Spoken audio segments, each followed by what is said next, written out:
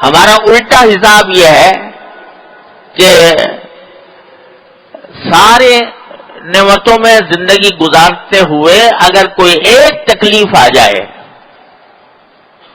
یا ایک بات طبیعت کے خلاف ہو جائے اس کو لے بیٹھتے ہیں اور اس کو لے بیٹھ کر اس کا شکوہ کرتے رہتے ہیں اور کہتے ہیں کہ بھئی میں بڑی مشکل میں ہوں. لیکن ہزارہا نعمتیں جو اللہ تو ہزارہا نہیں لاکھوں کروڑوں انگنت ان کی طرف دھیان بھی نہیں جاتا. ایک مرتبہ میرے شیخ حضرت عارف قدس اللہ تعالیٰ سرہ اللہ تعالیٰ ان کے درجات بلند فرمائے, سخت گرمی پڑ رہی تھی کراچی میں اور لوگ گرمی سے بلبلائے ہوئے تھے. تو کسی نے حضرت کی مجلس میں یاد کر دیا, حضرت آج کل گرمی بڑی سخت ہے. تو حضرت نے فرمایا کہ بھائی تمہیں یہ گرمی کی سختی تو یاد رہی, لیکن اس گرمی کے نتیجے میں اللہ تبارک و تعالیٰ نے کیا کیا نعمتیں دے رکھی ہیں اس کی طرف دھیان نہ ہوا. یہ گرمی جو ہے کتنے جراثیم کو مار رہی ہے, کتنی بیماریاں اس کی وجہ سے دور ہو رہی ہیں. اس گرمی کے نتیجے میں کتنی کھیتیاں پک رہی ہیں, کتنے پھل پک رہے ہیں. یہ گرمی ہی تو ہے جس کے نتیجے میں فصلیں تیار ہوتی ہیں, جس کے نتیجے میں پھل پکتے ہیں.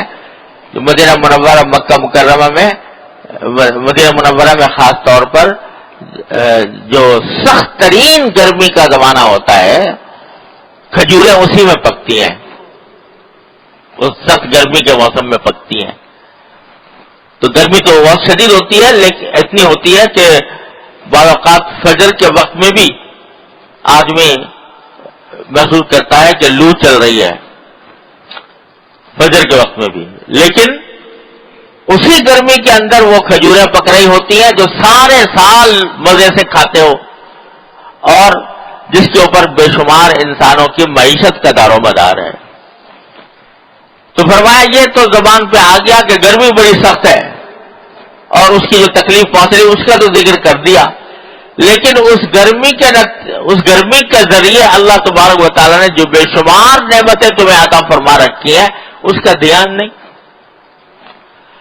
تو اگر اللہ تعالیٰ یہ دیکھنے والی نگاہ دے دے جو حضرت والا نے ارشاد فرمائی کہ دیکھو تو ہر تکلیف کے اندر بھی یقیناً ہر تکلیف کے اندر بے شمار مصلحتیں, بے شمار حکمتیں, اللہ تبارک و تعالیٰ کی بے شمار نعمتیں ہر تکلیف کے اندر موجود ہوتی ہیں. تو لیکن دیکھنے والی آنکھ چاہیے, سوچنے والا دماغ چاہیے, دھیان رکھنے والا دل چاہیے, تو وہ اس نعمتوں کی طرف دھیان کرتا ہے.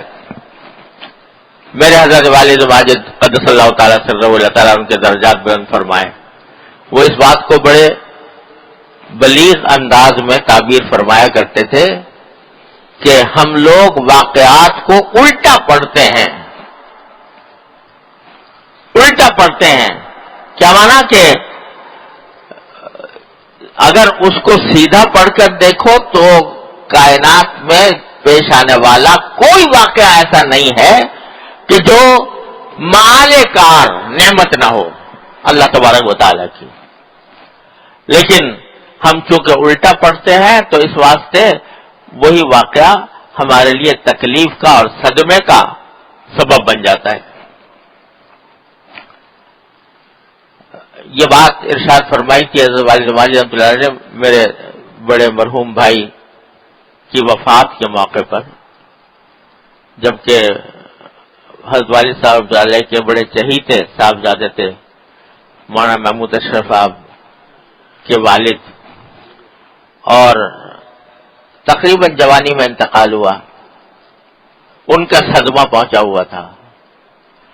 اس وقت فرمایا کہ ہم واقعات کو الٹا پڑھتے ہیں. الٹا کس طرح پڑھا کہ اچھا خاصے جوان آدمی تھے, 50 سال عمر تھی, اور ابھی بیٹوں کی شادی بھی نہیں دیکھی تھی اور انتقال ہو گیا. لیکن فرمایا اس کو سیدھا پڑھو, سیدھا اس طرح پڑھو کہ مرنے کا وقت تو متعین تھا اللہ تبارک و تعالیٰ کی طرف سے. ہر انسان گنی ہوئی گھڑیاں لے کر آتا ہے, لہذا وہ تو متعین تھا. لیکن وہ موت جو کہ آنے ہی والی تھی, اس کو, اس کے صدمے کو کم کرنے کے لیے اللہ تبارک و تعالیٰ نے کتنے اسباب مہیا فرمائے کہ وہ حج کر کے آئے تھے, اللہ تعالیٰ نے ان کو پاک صاف کیا حج کے نتیجے میں, پھر واپس آ گئے, اپنے والدین سے بھی ملاقات کی. مولانا محمود اشرف صاحب اس زمانے میں مدینہ منورہ میں پڑھتے تھے, تو ان سے بھی ملاقات ہو گئی, ان کو خدمت کا بھی موقع مل گیا. آ کر اپنے دوست احباب سے ملاقات بھی ہو گئی اور ان کی دعوت بھی کر لی. تو وقت تو آنا تھا, لیکن اس آنے کے لیے اللہ تبارک و تعالیٰ نے کیسے اسباب جمع فرمائے کہ اس کے نتیجے میں وہ وقت, اس وقت کے آنے سے پہلے اللہ تبارک و تعالیٰ نے یہ نعمتیں عطا فرما دی. تو فرمایا یہ ہے سیدھا پڑھنے کا راستہ.